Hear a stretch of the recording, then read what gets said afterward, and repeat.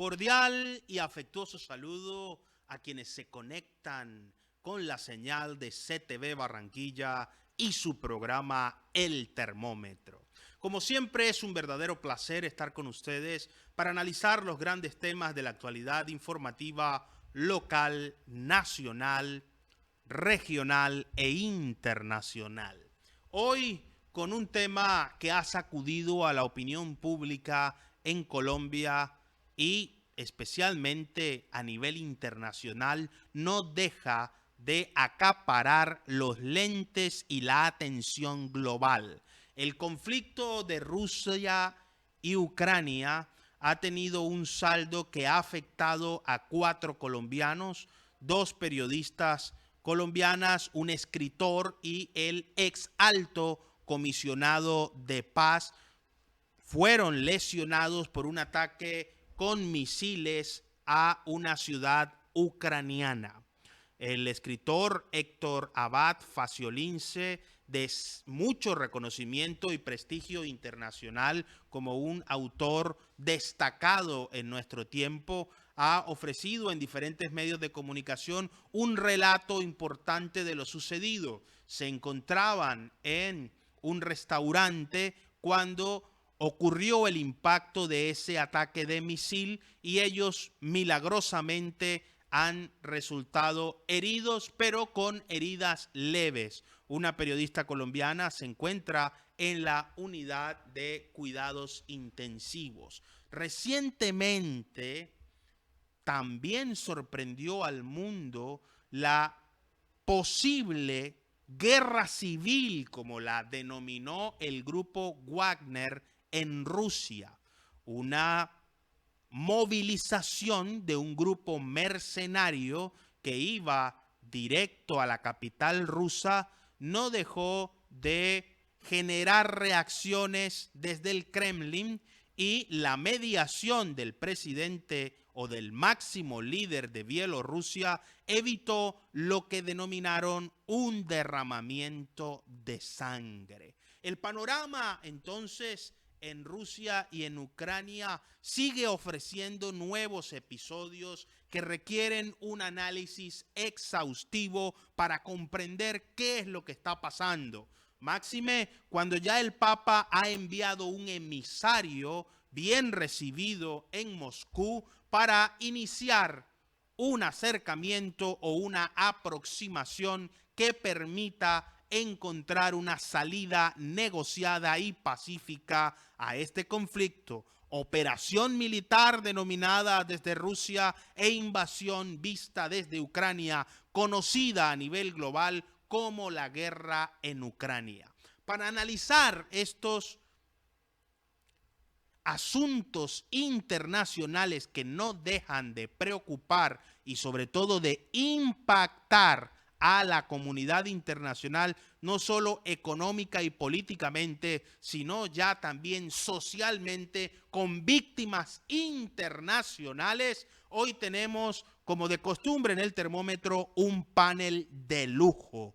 Desde México, en el DF, desde la Ciudad de México, se encuentra con nosotros Pedro Arturo Aguirre. Pedro Aguirre es internacionalista, analista internacional, columnista, escritor y una de las personas que desde México se ha constituido en una voz autorizada para hablar del conflicto en Rusia con una perspectiva muy amplia sobre este tema. Muchísimas gracias, Pedro Aguirre, por estar con nosotros en el termómetro y bienvenido a Barranquilla por las cámaras de CTV.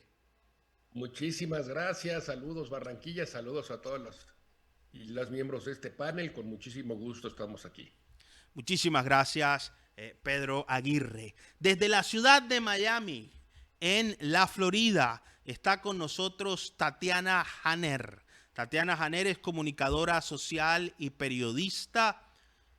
Es analista internacional, directora del programa El Despertador de la emisora Oasis Radio del grupo Salem en el sur de la Florida.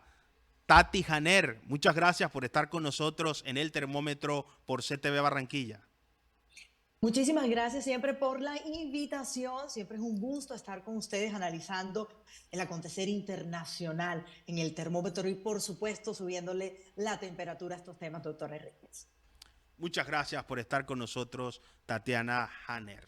Se encuentra desde Caracas Jennifer Barreto Leiva. Jennifer Barreto Leiva es abogada, periodista, analista internacional, directora de la plataforma digital Política en Faldas. Jennifer Barreto, bienvenida nuevamente al termómetro y muchas gracias por estar con nosotros. Como siempre es un gusto estar en nuestra cita semanal donde ponderamos sobre todos estos temas de interés internacional. De igual modo, desde Cartagena se encuentra con nosotros Vicente Ferrer de Pellicer. Vicente Ferrer de Pellicer es abogado, analista internacional, experto en materia económica, social y política, entre otras áreas del conocimiento, y es el representante para América Latina de la plataforma digital Demos. Vicente Ferrer de Pellicer, bienvenido al termómetro y muchas gracias por estar con nosotros en CTV Barranquilla nuevamente. Gracias a ti por invitarme y por estar con estos invitados, también compartir el panel y bueno, aquí desde Cartagena, India, estamos a tu disposición. Muchísimas gracias, Vicente Ferrer de Pellicer.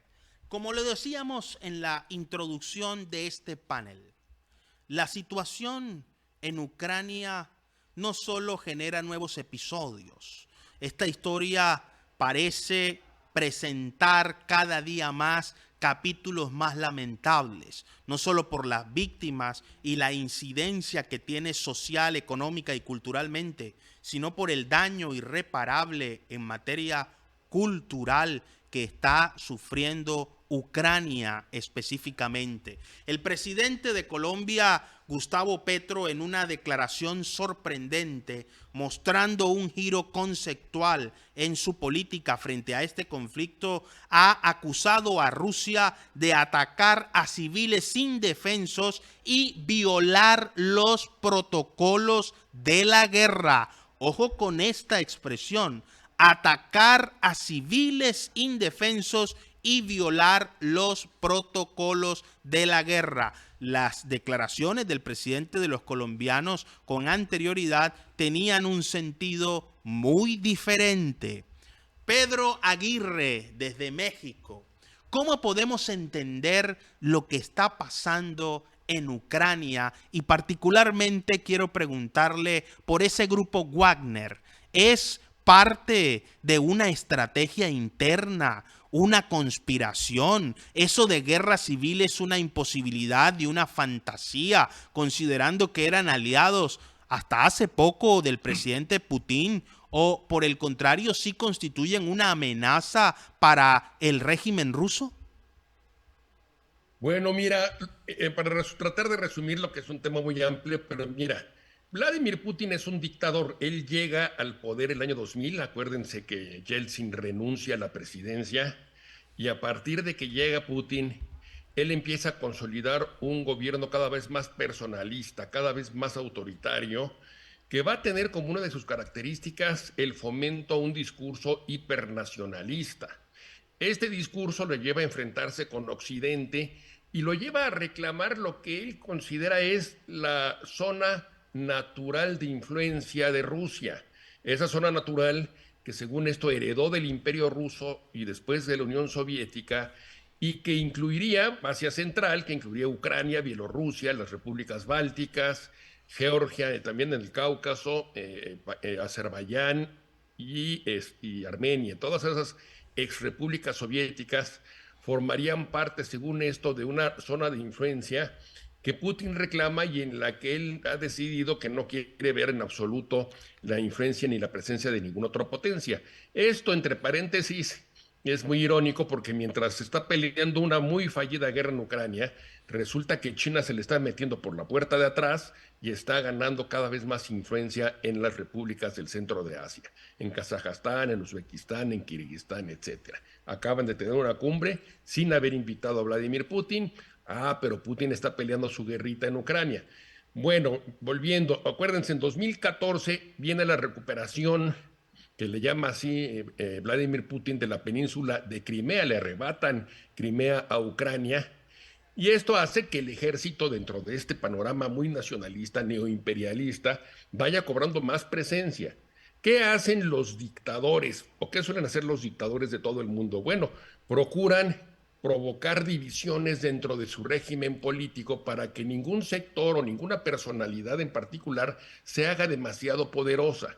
Siempre juegan a enfrentar unos con otros para ellos acabar siendo el árbitro máximo y no correr el peligro de ser derrocados o de tener una competencia demasiado grande al interior del régimen. Y esto ha sido desde siempre. Por eso le interesó mucho la creación de un grupo mercenario con el que pudiera empezar a darle una competencia al ejército, al Ministerio de la Defensa de la Federación Rusa, y por eso nace el grupo Wagner. Con Prigozhin, un empresario de alimentos que había conocido a Putin desde las épocas en San Petersburgo, cuando Putin regresó de Alemania Oriental, se ha desempeñado como agente de la KGB. Bueno, se liga a Prigozhin en los años 90. Empieza a hacer un negocio de alimentos, dicen que inclusive vendía hot dogs, no estoy tan seguro de eso, pero el hecho es que esa relación con Putin lo hace inmensamente rico. Tiene una empresa de alimentos que le va a aportar a las prisiones, que le va a aportar a los internados, a todo el gobierno ruso. Lo hace muy, muy rico. Y el señor Prigozhin también tenía conocidos dentro del ámbito militar, sobre todo exmilitares. Uno de ellos en particular, un señor de apellido Utkin, que había sido miembro de las GRU, de las élites militares de la Federación Rusa. Con él y con otros ex miembros de las élites militares, de los grupos más especializados, quiero decir, del ejército, van a crear este grupo de mercenarios Wagner, que va a ser como una especie de guardia pretoriana del presidente Yeltsin y que le va a empezar a dar competencia al Ministerio de la Defensa. Este grupo Wagner va a empezar a hacer misiones en el extranjero, va a entrar en acción en África, en países como Chad, como la República Centroafricana, Sudán, Mali, etcétera, con gobiernos muy, muy inestables que tienen que enfrentar guerras civiles y enfrentamientos muy graves internos, y estos mercenarios entran en apoyo de estos regímenes. Es decir, Rusia quiere extender esa llamada zona de influencia también a África, porque es el deseo y es la ambición, el sueño imperial de Vladimir Putin, y se hace de los servicios de Wagner. Hacen también grandes negocios. Wagner empieza a explotar minas, por ejemplo, minas de oro en Sudán, y hacer todo tipo de negocios y de malversaciones en los países donde tiene presencia. También tienen acción en Siria, en fin. Esa era entonces la función de Wagner, un grupo de mercenarios internacionalizado que le hacía una cierta competencia a las Fuerzas Armadas rusas, un poco como la estrategia típica del dictador de divide y vencerás y ser el árbitro al final del día. Pero ¿qué sucede el año pasado? Pues que Vladimir Putin comete el inmenso error de invadir Ucrania, le empieza a ir muy mal en el frente, las Fuerzas Armadas rusas demuestran una gran incompetencia, no sale por ningún lado el poderosísimo ejército que se supone era el ruso, y entonces echa mano de su grupo Wagner, que son mercenarios profesionales, para que le saquen las papas del fuego, como decimos en México, y trate entonces de ganar batallas y de componer la cuestión en el frente. Y obvio que empieza a haber un enfrentamiento entre la cúpula de las Fuerzas Armadas y este grupo Wagner. De por sí dentro de las Fuerzas Armadas también hay serias divisiones. Entonces esta situación que empezó a imperar en la relación entre Wagner y las Fuerzas Armadas hizo que vinieran los choques, vinieran las críticas abiertas por parte de Prigozhin, y a final de cuentas, pues el intento de las Fuerzas Armadas de absorber por completo a Wagner, de desaparecer a ese competidor. Empezaron a presionar a Putin para que tomara una decisión en ese respecto, y Vladimir Putin acabó cediendo. Se decretó integrar a este grupo Wagner a las Fuerzas Armadas rusas, y el grupo Wagner pues había hecho, dentro del desastre que ha sido la guerra en Rusia, pues así ha sido el único que le había dado algunas victorias a Rusia en este conflicto, más específicamente en la batalla de Bakhmut. ¿Qué sucede? Que se rebelan por eso. De pronto Prigozhin se siente traicionado, se siente que había hecho mucho en el frente el grupo Wagner y que ahora le estaban dando la espalda, que ya llevaba tiempo el grupo Wagner aguantando los maltratos y indiferencias por parte del Ministerio de Defensa, y es por eso que viene esta invasión. Yo creo que también Prigozhin hizo un cálculo sabiendo que dentro de la esfera de poder ruso hay muchas divisiones y hay descontento en contra de la forma en que Putin está llevando a cabo la guerra. Esto no se hace público porque es una dictadura y es muy poco transparente lo que se puede saber de cómo trabaja y qué está pasando al interior de la administración en este país, pero Prigozhin la conoce bien y yo creo que jugó la apuesta de iniciar esta invasión y pensar que estos grupos descontentos con Putin al interior del régimen iban a levantarse e iban a derrocar al presidente. Esto no se dio y por eso, faltando unos 200 kilómetros para llegar a Moscú, Prigozhin decide aceptar la mediación de Lukashenko, del dictador de Bielorrusia, y frenar esta intentona golpista en contra de Putin. No una guerra civil, una intentona golpista la que sucedió el pasado sábado, que fracasó porque no hubo o no se encontró el Prigozhin, el grupo Wagner, con el apoyo que consideraban iban a tener en Moscú. No una guerra civil porque lo que decidió Prigozhin era pues, de plano hacer que el Wagner aceptara una amnistía general y se disolviera. Muy bien pudieron haber vuelto a Rostov, que es una ciudad clave ahorita en el conflicto en Ucrania, país la sede operativa de la guerra en Ucrania del ejército ruso. Si se hubiera enclaustrado en la ciudad de Rostov, hubiera metido en un serio problema al régimen ruso y probablemente habrían tenido que invadir Rostov, que atacar la ciudad, y quizá ahí podríamos empezar a hablar de guerra civil. No sucedió tal cosa y ahora pues tenemos grandes incertidumbres sobre si va a haber una purga en el ejército ruso. Ya parece que ya un primer general fue arrestado. ¿Qué va a pasar con Wagner? ¿Qué va a pasar con Utkin, que es el brazo operativo de Wagner y que no está contento con la decisión de Prigozhin? En fin, lo que tenemos es un desastre para Vladimir Putin, un dictador que vive de su imagen de hombre fuerte, de controlador, hombre que se hizo popular sobre todo porque él llega a estabilizar la situación que vivía Rusia a principios de este siglo. Entonces su prestigio de estabilizador, de hombre fuerte, de dirigente decidido, ha quedado muy, muy manchada y creo que de manera irremediable. Y por lo que toca a las Fuerzas Armadas, pues vamos a ver también cómo se resuelven obvias divisiones que hay en su interior. Y por último, también pensar qué es lo que va a pasar con Wagner, que también hay enormes interrogantes. Pero yo creo que es una derrota simbólica enorme para el régimen de Vladimir Putin, que va a tener, por supuesto, efectos en Ucrania. Todos estos bombardeos indiscriminados que usted ha estado comentando al principio del programa, pues son consecuencia de la desesperación que empieza cada vez más a demostrar el ejército ruso. Crímenes de guerra que se cometen todos los días, crímenes de guerra abiertos. El bombardeo a la población civil es un crimen de guerra reconocido así por la Corte Penal Internacional de La Haya, y pues es una situación que cada vez se descompone más, ahora con este agregado de inestabilidad y de incertidumbre sobre el régimen del dictador ruso. Importante esta relación y relato sucinto de los últimos acontecimientos que han ocurrido tanto en Rusia como en Ucrania. Nos ayudan a comprender un poco esta diatriba o conflicto de poder que se encuentra actualmente con el foco puesto en la estabilidad del gobierno ruso.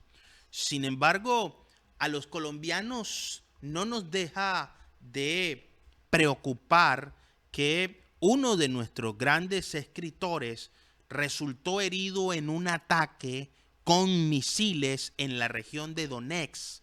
Ha dicho en sus propias palabras el escritor Héctor Abad Faciolince que en un momento de risa nos vimos en el infierno. Literalmente estaban departiendo en una reunión, en una cena, en un restaurante, cuando se producen estos ataques contra población civil. La reacción natural de nuestra Cancillería fue condenar el ataque, y sobre todo porque han muerto ciudadanos civiles y todavía unos heridos encuentran su vida en vilo entre la existencia y la muerte. Tati Janer, desde Miami, en los Estados Unidos. ¿Cuál ha sido el eco, el impacto impacto, la resonancia de estos sucesos en los Estados Unidos, desde su óptica, cómo los medios norteamericanos han apreciado lo que está pasando en Ucrania y en Rusia? Bueno, el presidente de Estados Unidos, Joe Biden, ha partido hacia Chicago y unos minutos antes de partir y de subir al helicóptero, tuvo una rueda de prensa en la Casa Blanca donde pudo contestar ante diferentes periodistas que se aglomeraron allí mismo, y el presidente estadounidense afirmó que pues el homólogo ruso Vladimir Putin se encuentra más débil que nunca. Lo llamó con unas palabras fuertes, rudas, que a mí me han llamado muchísimo la atención, ante la mirada no solamente de Estados Unidos, sino ante la mirada de todo el mundo entero, le ha dicho a Vladimir Putin que está perdiendo la guerra. Dice que es difícil saber definitivamente sobre este motín afectado directamente hacia Rusia, cosa que entendemos prácticamente que no es así, pero la Casa Blanca ha sido muy prudente en el manejo de la información.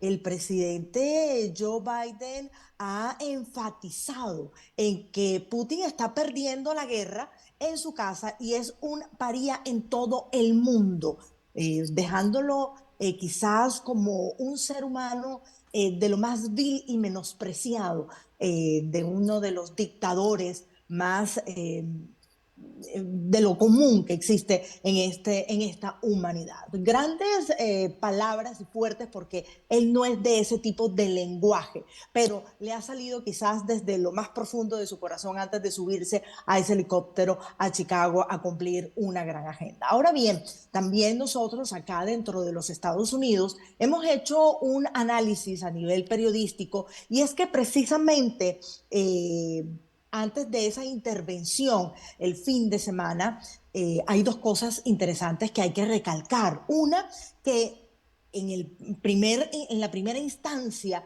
de esa interrupción no se derramó sangre alguna, no hubo ni siquiera un disparo.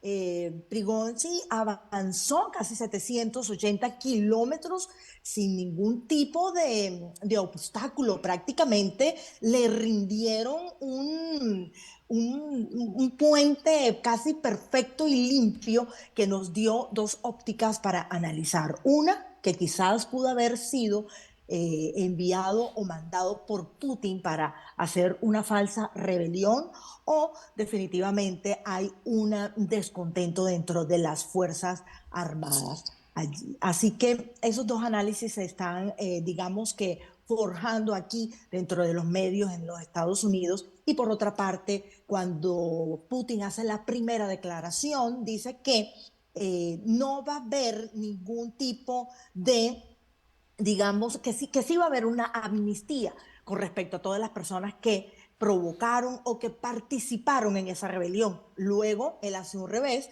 y dice que van a ser juzgados. Así que esa declaración también nos llama muchísimo la atención. Y por supuesto el presidente Joe Biden, que cayó en pánico junto con otros gobernantes y por supuesto el mundo entero, porque de llegarse, por supuesto, a ese interín de poder, esa revolución y por supuesto ese golpe de Estado, que no sé si puede ser factible o no, podríamos analizarlo quizás un poco más adelante, pues qué pasará con ese famoso maletín nuclear donde hay esos códigos de ese armamento, de esos lanzamientos de los misiles nucleares, en manos de quién caería. Y es por eso que el presidente Joe Biden pues termina hablando con Francia, Inglaterra, Alemania, etcétera. Otro análisis que también hicimos dentro de los Estados Unidos es esa, digamos que, inversión que ha hecho Estados Unidos hacia Ucrania, que definitivamente cabe recalcar que es un préstamo, es una ley que firmó el presidente Biden en el año 2022 en la oficina oval, en la Casa Blanca, precisamente ahí en Washington. Es la ley de préstamo y arriendo para la defensa de la democracia en Ucrania. hoy por hoy estamos viendo, si bien dijo el presidente Biden que Putin podría estar perdiendo esa guerra, donde podríamos estar nosotros los estadounidenses, o cuando más bien recuperando ese dinero que el presidente Joe Biden le ha entregado a Ucrania. Interesante cómo los medios, no solo en Estados Unidos, sino a nivel mundial, están generando opinión sobre los sucesos en Rusia y en Ucrania. La primera ministra de Estonia ha calificado a Rusia y a Bielorrusia como regímenes impredecibles y peligrosos. Estas calificaciones, desde el punto de vista del lenguaje comunicacional, no son gratuitas. Decir que son regímenes impredecibles y peligrosos ha provocado en la Unión Europea una inversión de más de 300 millones de euros para un rearme conjunto. Pareciera que se están preparando o están actualizando su tecnología bélica frente a un inminente conflicto de escala mayor desde su perspectiva. Lo cierto también es que el presidente Vladimir Putin, el máximo líder de la Federación Rusa, acaba de reconocer en sus palabras que Rusia estuvo al borde de una guerra civil y anuncia la inversión y la utilización de tanques para blindar el ejercicio de su soberanía, como así lo manifiesta. Vicente Ferrer de Pellicer, ¿cuál es su análisis de toda esta tormenta informativa y de todos estos sucesos con muertes, ataques, agresiones, golpes, conspiraciones? Algunos analistas dicen que son lunáticos, impredecibles, que más allá de eso hacen parte de un espectáculo y que lo que están es distrayendo la realidad que informa e indica lo que está pasando en Rusia. ¿Cuál es su perspectiva sobre esta dinámica comunicacional, Vicente Ferrer de Pellicer? Gracias, Julio César. Sí, pues tanto desde mi criterio profesional de consultor como el que coincido con el grupo Demos como analistas internacionales geopolítica, coincidimos y sabes cuál es nuestro criterio en que tiene más de manipulación y de arma mediática, especialmente lo que llega a Occidente, de lo que va a Occidente realmente ocurre. Bueno, con lo que se ha hablado, especialmente con el amplio reportaje del doctor Garrido, cabría hacer algún que otro matiz. De acuerdo en que, por supuesto, siempre que es una autocracia, llamarlo dictadura como si antes hubiera una democracia, pues me parece irrisorio porque no es así. Es un sistema de partidos, un estado de partidos, como nosotros llamamos, que evolucionó hacia una autocracia, es decir, una semidirecta dictadura que conforma una oligarquía.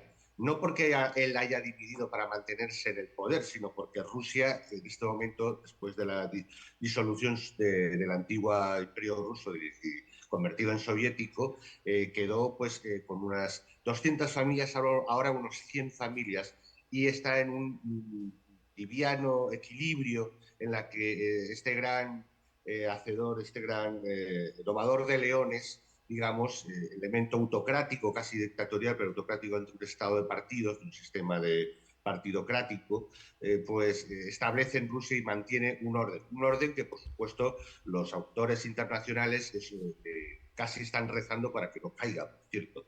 Entonces, desde esa perspectiva, bueno, en este momento lo que es esta llamada rebelión, que ha aprovechado Putin para llamarla al borde, ha puesto dramatizado y ha eliminado en este momento un militar con los Surovkin, que estaba en Siberia, etcétera, ha hecho una pequeña interna aprovechando. Sí, en realidad sería algo así como un poco dentro del ámbito de la guerra, de las guerrillas, perdón, de los ejércitos privados, que es un sector que se creó ahí en Rusia, que se convirtió para un pequeño sector que como primera potencia mundial, más de 30 empresas de este calibre existen, la principal era Wagner, efectivamente, y esto sería un poco una rebelión, no, una protesta sindical de mercenarios a lo bestia, como sería una protesta sindical más bien. Es obvio, es irrisorio pensar que era una rebelión real y les iban a dejar estar 700 kilómetros sin bombardeos, sin ataques, sin comandos, sin frentes. Es ridículo. Estamos hablando del lugar donde 4 millones de alemanes, de la mayor maquinaria jamás conocida de guerra, arrasaron 23 millones de vidas rusas y no pudieron tomar Moscú. Entonces, hablar en serio de que estaban avanzando sobre tomarlo es casi una broma macabra, ¿no? sobre el cadáver de más de 30 millones de muertos. Eso es ridículo. Eso es ridículo. O sea, es evidentemente una maniobra interna política en la cual se ha resuelto, han acabado en Bielorrusia, que es un aliado, por no decir casi satélite de la Rusia actual, y en realidad eso ha sido una resolución interna en cómo, pues bueno, se le quería efectivamente, como se ha explicado bien, internarlos por la importancia que estaban adquiriendo en el ejército ruso y querían unos beneficios X. Es decir, ha sido una protesta sindical resuelta, pues bueno, a modo ruso, ¿no? Y a modo de ese tipo de un sector terrible. Y con elementos políticos internos que se han resuelto así. Evidentemente esto de cara al exterior le ha debilitado a Putin, pero no tiene nada que ver, no está al borde de una guerra civil, aunque el mismo Putin, por supuesto, lo ha utilizado para, de paso, justificar más algunas otras movilizaciones y justificar pues la eliminación o el haber detenido a gente como Surovkin y varios elementos más. O sea, en este momento Putin manda aún más en Rusia que antes. Sí que subrayar además que el Donbass, si lo de Rusia, esta manipulación mediática de que Rusia está perdiendo no sé qué guerra, pero si tiene la mayor parte del Donbass, que es exactamente lo que quería. Tiene Crimea, que por cierto ya hablamos muchos debates en los que era un elemento un territorio que siempre había sido ruso. En fin, no vamos ahora a hablar lo que hablamos en otros debates anteriores, en las cuales yo ya explicamos de nuestra perspectiva que había razones jurídicas internacionales tanto por el presente, tanto por el Ucrania actual como por parte de Rusia, empezando porque los acuerdos de Minsk ninguna de ambas partes los cumplieron y ambas tienen sus razones, tanto históricas como legales, perfectamente. Entre otras cosas porque Ucrania jamás ha sido un país y ha sido siempre Rusia. Y también porque evidentemente Rusia aceptó que fuese un país soberano independiente y por tanto podía aplicar y exigir el ejercicio de su soberanía, evidentemente. De cara a la Europa, pues bueno, decir que es un poco irrisorio pensar, como ya dije en otras ocasiones, que realmente algún país europeo piense que Rusia es un peligro como para que le andan invadiendo. Esto no tiene ningún sentido, es un hecho ridículo, pero sí que se aprovecha en las crisis internas de la Unión Europea para hacer un gran negocio, por cierto, con el tema de la renovación de sus ejércitos, y en eso la OTAN ha avanzado. Aquí, en Quid Pro Est, quien aprovecha, y como ya expliqué en cierta ocasión, se aprovecha tanto Estados Unidos como Rusia son los principales beneficiarios de este conflicto o de esta escalada, porque esto empezó en 2014, y de hecho, por cierto, esta última semana, como todos los meses, Estados Unidos compró $1.000 millones a Rusia de uranio enriquecido, que sean para trasladaros a su base de Oklahoma. Entonces, estamos hablando de eso. Yo sé que eso es más divertido, el juego de que estamos en una especie de tal lucha, ¿cómo se llama esto? Doble, bipolar y tal, recuperada, la fría, etcétera, pero no es así. Es decir, realmente cada mes $1.000 millones Estados Unidos paga a Rusia en uranio enriquecido, ¿no? Imagínense en medio de la Segunda Guerra Mundial comprando Churchill a Hitler balas porque se le están acabando. Una cosa absurda. Ese es realmente el sentido de un conflicto, de una percepción de la realidad totalmente adulterada, que prácticamente es muy difícil discernir de la realidad porque está con demasiados elementos y sobre todo lobbies tratando de distorsionar para hacer el ejercicio de sus intereses. Y realmente, y ahí estoy de acuerdo también, ahí sí que estoy de acuerdo con el doctor Garrido, también es una falacia ese invento de el que hay un bloque BRIC frente a Estados Unidos o algo así, porque precisamente Rusia tiene sus problemas en realidad, aunque coincidan en algunas cosas, con China, porque China a través de Kirguistán y a través de ciertas aspiraciones suyas a la Siberia oriental, pues tiene en jaque, por supuesto, a Rusia, igual que lo tiene, como le expliqué el otro día, con la India, etcétera, etcétera. Entonces estamos en un mundo mucho más complejo, no en una dimensión, y menos la dialéctica de Estados-imperios, sino una dialéctica de establishments, una dialéctica de gigantescos lobbies que se superponen al de los estados y que lo que hacen es principalmente distorsionar enormemente la percepción de la realidad a través de los grandes medios. Esa distorsión de la realidad da lugar a toda suerte de especulaciones, desde teorías de la conspiración hasta amenaza real y, según algunos analistas, desnudando la fragilidad del sistema de defensa de Rusia. Algunos han dicho que se está cayendo el mito de la superpotencia y que un ataque interno desde fuego amigo, entre comillas, ha revelado la debilidad del régimen ruso. Jennifer Barreto Leiva, desde Caracas, Venezuela ha sido un aliado muy importante tanto de Rusia como de Bielorrusia en nuestro hemisferio. ¿Cuál ha sido el impacto de esta noticia del grupo Wagner o Wagner, como también se le denomina? ¿Y cuál cree usted que es el panorama que mejor describe lo que está sucediendo? Es bien curioso que justamente hoy estemos hablando de este tema porque un día como hoy, pero en 1762, fue en el Imperio Ruso coronada Catalina la Grande como la zarina de todas las Rusias. Así que una curiosa casualidad. Venezuela ha guardado muchísimo silencio con esto, sin embargo, ha habido un pronunciamiento bien interesante. Elija Balián, quien fuera gobernador ante la OPEP por Venezuela, decía muy tajante esta mañana que el zar estaba desnudo. Una frase que me impactó mucho por todo lo que tiene de trasfondo, ¿no?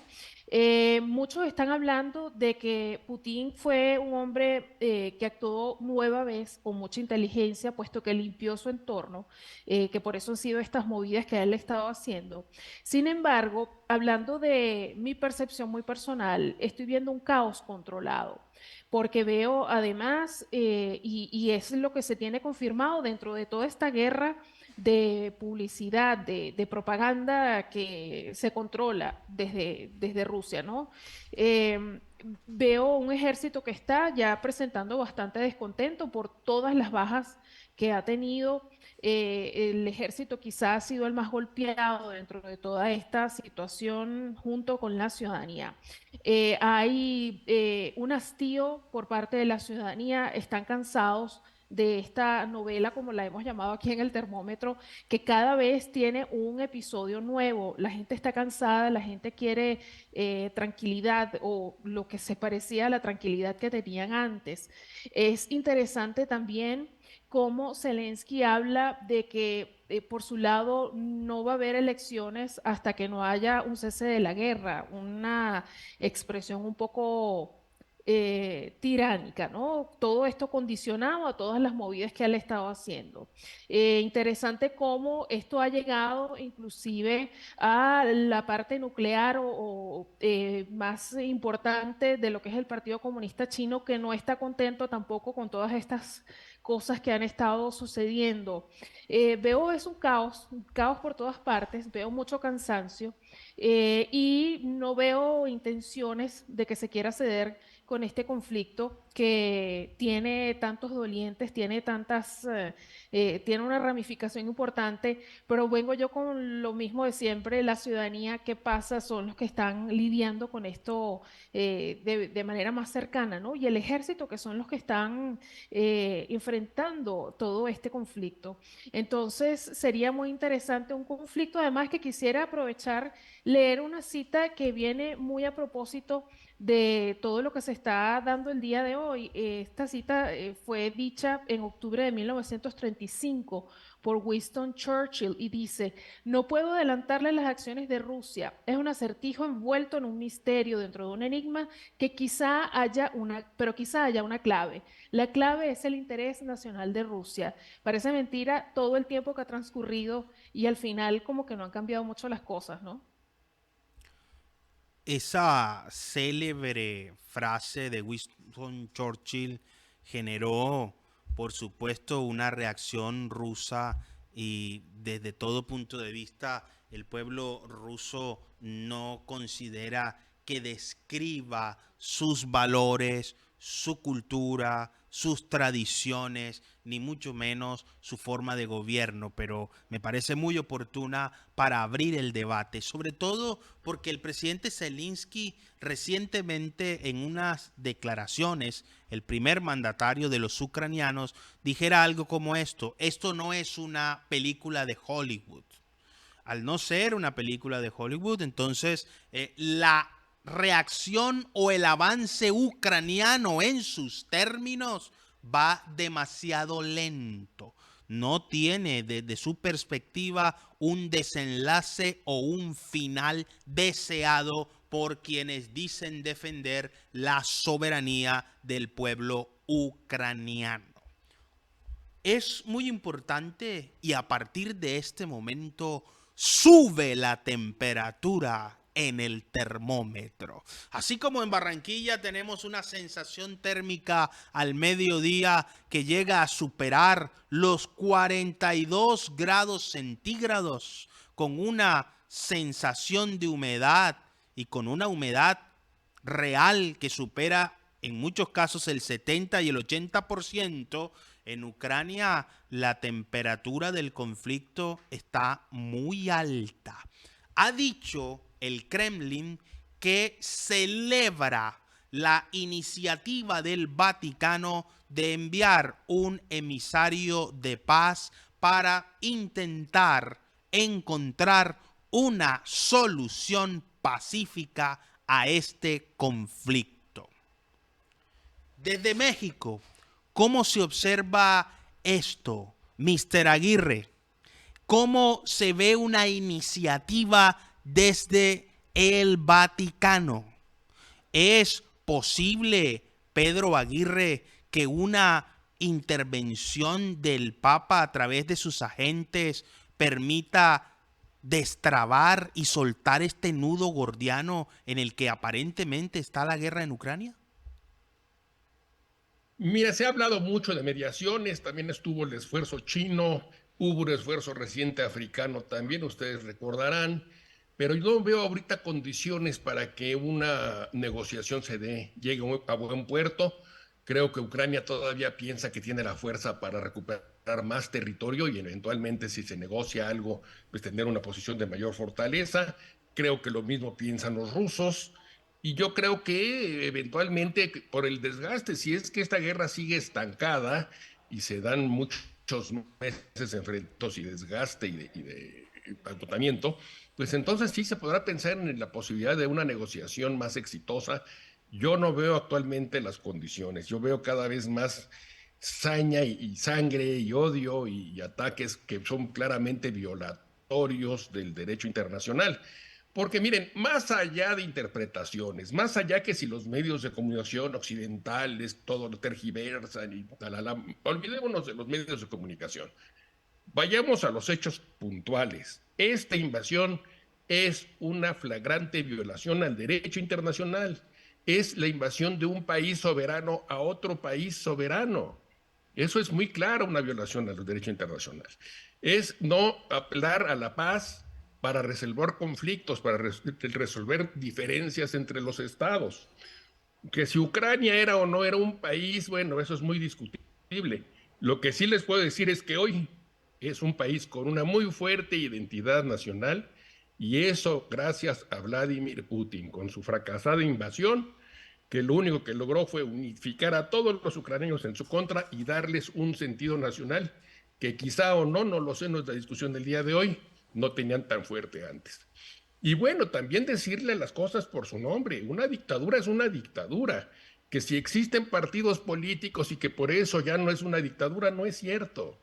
Cantidad de dictaduras han permitido el trabajo de partidos políticos y eso no importa porque es nada más una fachada democrática, pero si el gobierno, el ejecutivo, domina todos los poderes del Estado, al judicial, al legislativo, no tiene ninguna rivalidad a nivel regional porque está muy centralizado el poder, controla la autoridad electoral y decide quiénes pueden participar y quiénes no, pues eso es una dictadura como la de Putin que inclusive llega a asesinar o a encarcelar a los adversarios políticos y lo estamos viendo desde hace ya un buen tiempo. Entonces yo creo que es una dictadura sin paliativos, de que lo que sucedió el sábado fue una rebelión, no creo que, no lo catalogaría yo como una cuestión sindical.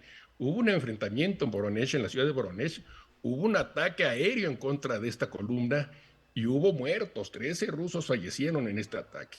Yo creo que no hubo tal ataque por una serie de cálculos y de miedos y de incertidumbres que se dieron en ese momento, pero no me parece que sea oportuno hacer menos este incidente que fue sumamente grave y que en efecto poco rinde el gobierno dictatorial de Vladimir Putin a la memoria de todos los rusos que perdieron la vida defendiendo su país desde las épocas de Napoleón, pasando por la intervención de Hitler y a la fecha. A mí me parece que fue un síntoma muy claro del debilitamiento del régimen de Vladimir Putin, un hombre fuerte, un dictador que está perdiendo la imagen de unificador y de estabilizador en la que siempre descansó, y un hombre que ha iniciado una guerra en donde un día sí y otro también, y más allá de la supuesta propaganda occidental, perpetra crímenes de guerra. Pregunten a sus 4 compatriotas colombianos que sufrieron el ataque el día de ayer, o fue hoy, que ahora están heridos por un crimen de guerra, porque atacar poblaciones civiles de manera indiscriminada es un crimen de guerra, según Ginebra. Dinamitar una presa, por el amor de Dios, eso es un crimen de guerra, no es una especulación, no es una manipulación informativa. Entonces, yo creo que no es momento de negociaciones porque las dos partes piensan que todavía pueden ganar más en el terreno de guerra y por lo tanto posicionarse mejor en una eventual negociación.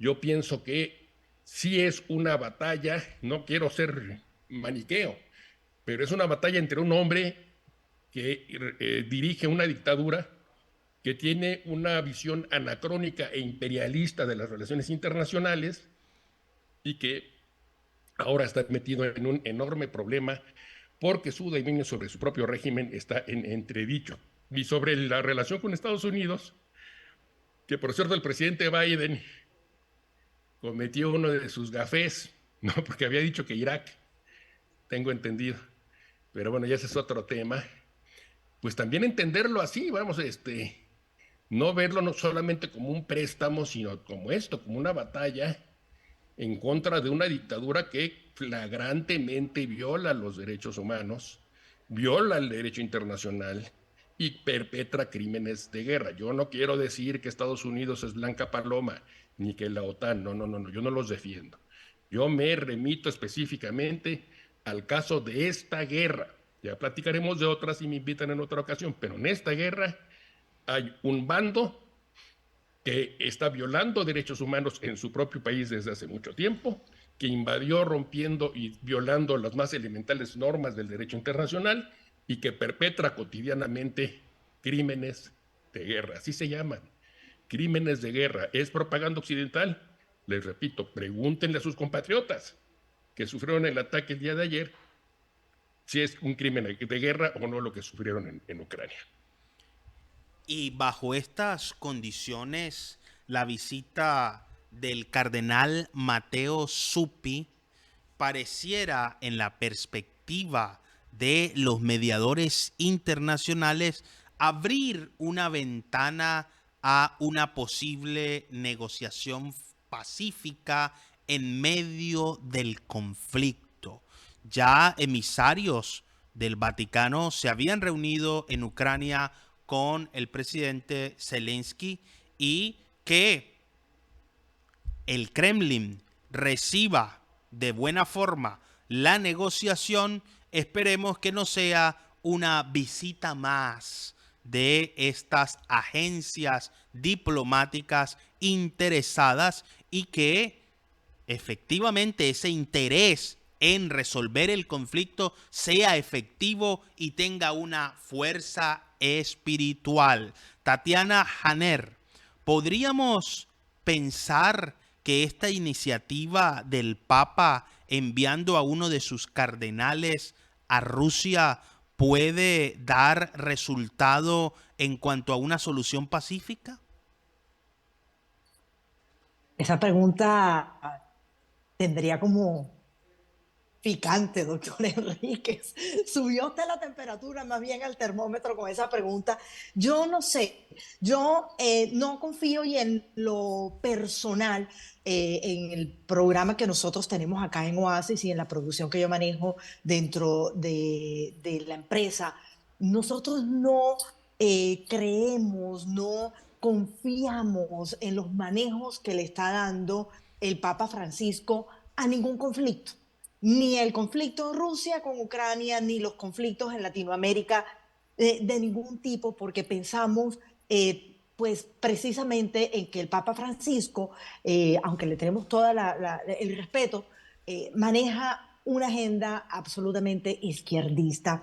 Y por lo que bien hemos hablado y todo lo que ha dicho el señor Pedro Aguirre, pues estamos hablando de que Putin es un dictador, y yo no creo aquí en las buenas intenciones del Papa Francisco. Más bien creo yo que lo que viene en estos días hay que verlo con mucha, digamos, lupa, porque el 7 de julio el presidente Lukashenko entra en acción con las tropas nucleares tácticas, ahí precisamente desde Bielorrusia. Y este hombre es el hombre de confianza de Putin, y él puede ser de alguna manera la persona que vaya a tomar decisiones hacia dónde pueden estar dirigidas estas peligrosas armas. Así que más bien yo, en vez de ponerle el ojo visor al Papa Francisco, se lo pongo al presidente Lukashenko en esta oportunidad. Definitivamente el Papa Francisco, con el permiso de mis hermanos católicos, realmente no está siendo de confianza para ninguna intervención de paz de ningún conflicto a nivel mundial. Bajo este contexto, Vicente Ferrer de Pellicer considera que la visita de Matteo María Zuppi en Moscú tiene algún efecto positivo. ¿Es una iniciativa de paz que puede traducirse en una solución pacífica? Estoy completamente de acuerdo con nuestra compañera, en la que, bueno, el Papa Francisco realmente y el Vaticano no solucionarían una batalla de almohadas, ¿sí?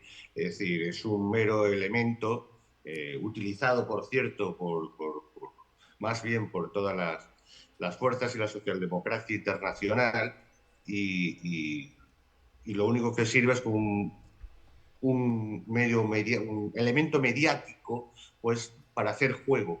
Ya explicamos en otra ocasión, igual que lo fue China, igual que lo fue propuesto a través del Fórum, etcétera, cómo son elementos para tratar de establecer lo que los actores principales ya les conviene, porque les conviene, en realidad les convendría ya la paz, y para quedar o en una una guerra estancada, estabilizada, una Ucranistán, ¿no? O una Corea del Norte, Corea del Sur establecida. Creo que eso se busca, solo que hay elementos, sobre todo internos, de Ucrania y con intereses alrededor, que también son territoriales, de Polonia sobre Ucrania y de otros, que hace que no acabe. Y también con lo que dijo el doctor Aguirre de fuerzas que todavía unos pretenden tener algunos avances por ambas partes, que dificultan eso que en realidad se ha decidido desde hace tiempo, utilizando elementos mediáticos como fue China, como fue el Fórum y como ahora es el show del Vaticano, ¿no? Es decir, yo soy católico y bueno, me entristece que el titular del Vaticano pues sea quien sea y haga lo que haga, pero bueno, así son las cosas. Lo que sí que quiero dejar también claro, ya que el doctor Aguirre parece obviar algunas evidencias y algunas cosas, es eso que cree que es tan real, tan evidente. Por supuesto que Putin es una autocracia y una dictadura desde un estricto análisis desde la democracia formal, evidentemente. Pero eso de que ha hecho una invasión y ya está un país independiente, eso es un absurdo y un no ver la realidad. Eso de decir que no hay un pueblo ucraniano que es totalmente ruso y que no quiere ser ucraniano, que ya no puede fiarse de las autoridades ucranianas, porque Ucrania fue un país fallido en la que se dio un golpe de Estado neofascista contra un gobierno que era prorruso y que quería y que evitó, eso sí, impidió la ejecución de la firma del acuerdo con la Unión Europea. Entonces, hay un momento en el que cae la constitución de Ucrania. Ucrania, que por otro lado, como ya expliqué, nunca debió de haber existido, como muchos otros países, después de la disolución de la Unión Soviética. Pero en la misma Rusia, pues por evitar problemas y no la paz, pues se aceptó esa división que creó el comunismo soviético de 15 o 16 estados para tener más votos en la ONU. Países de los cuales nunca habían existido ni existieron.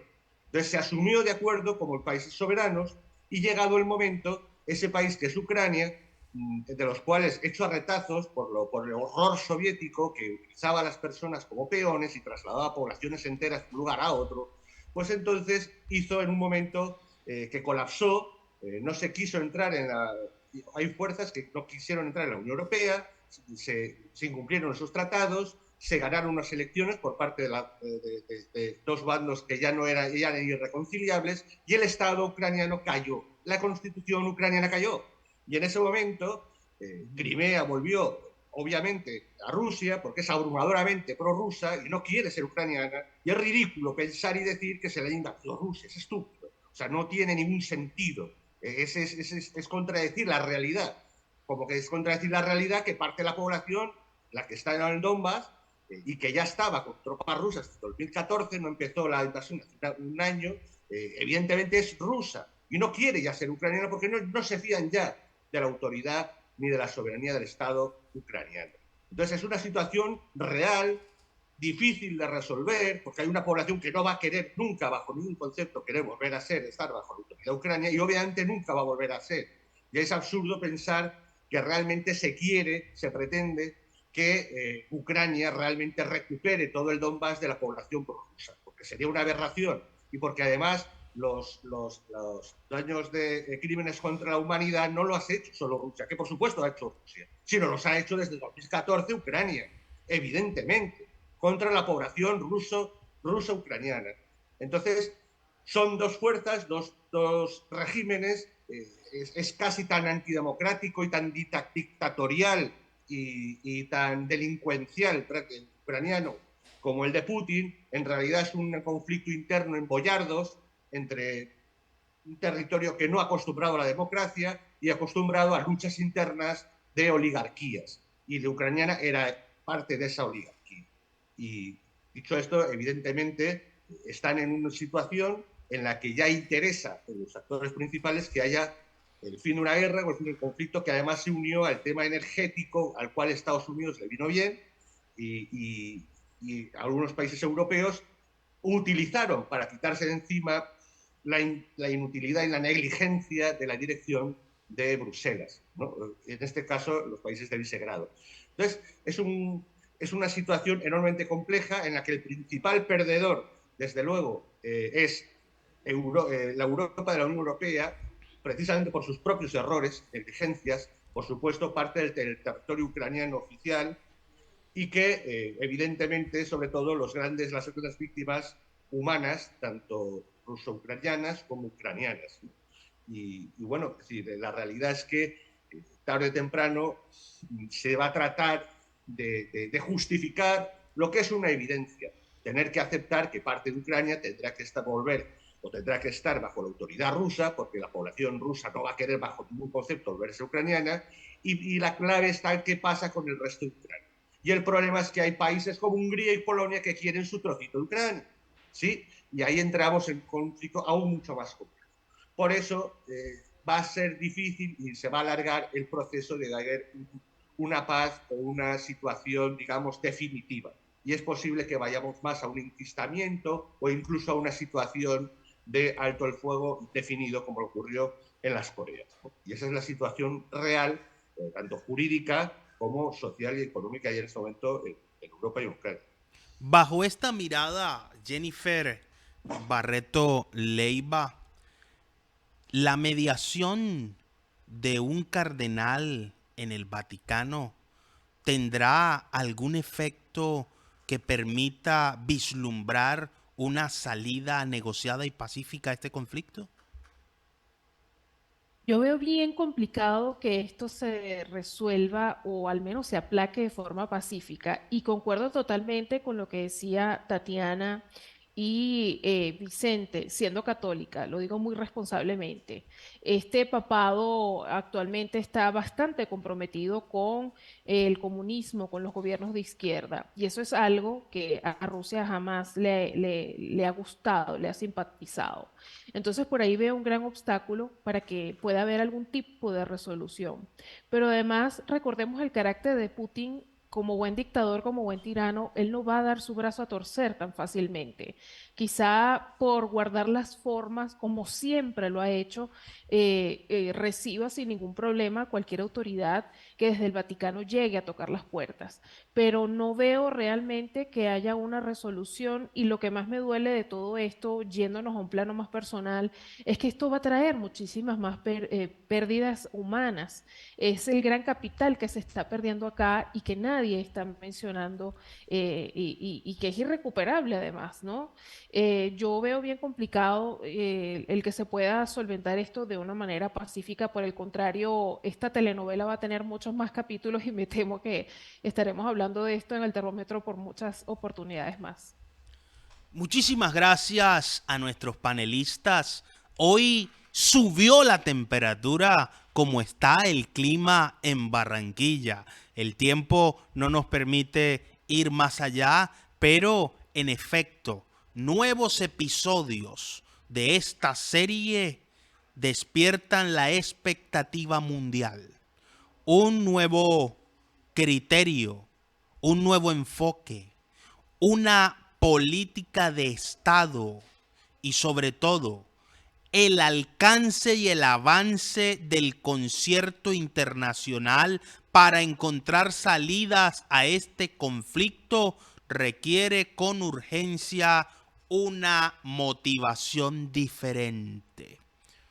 Desde aquí celebramos que el Papa, como lo ha hecho Japón, China y otras naciones del mundo, se han preocupado, por lo menos han enviado emisarios para encontrar salidas negociadas. La paz bajo ningún contexto es una situación fácil de alcanzar y menos en medio de una guerra, de un conflicto que tiene ya decenas de víctimas, pérdidas inmateriales, efectos sobre la economía mundial y un impacto cultural, científico, académico y social sin precedentes en este siglo. Cuando creíamos que las invasiones, por mucho que quieran llamar las operaciones militares, actos de soberanía, legítimos derechos, cuando hay víctimas civiles en el conflicto, más allá de que se haya suscrito o no el Estatuto de Roma, hay que tener mucho cuidado con esos crímenes de lesa humanidad, porque en algún momento alguien puede utilizar el sistema jurídico internacional para ir por quienes considere responsables de crímenes de lesa humanidad. En este contexto, entonces, no nos queda más que pedirle a la comunidad internacional, si realmente tiene un interés en encontrar soluciones a este conflicto, que no dejen solo al Papa. El Papa es un jefe de Estado y más allá de su condición espiritual como jerarca de la iglesia más importante del hemisferio occidental y como la tradición eclesial más influyente en la historia de la humanidad, el asunto de la mediación del Vaticano debe ir mucho más allá de un simple saludo y una intención. Rogamos, quienes creemos en Dios, que esas intenciones se traduzcan en resultados reales, eficaces, efectivos y eficientes. No olvidemos nunca esto. No existe yo sin nosotros. Lo mejor de todos para ti y lo mejor de ti para todos. Muchísimas gracias por estar con nosotros en El Termómetro por CTV Barranquilla. Nos estamos viendo en todas partes.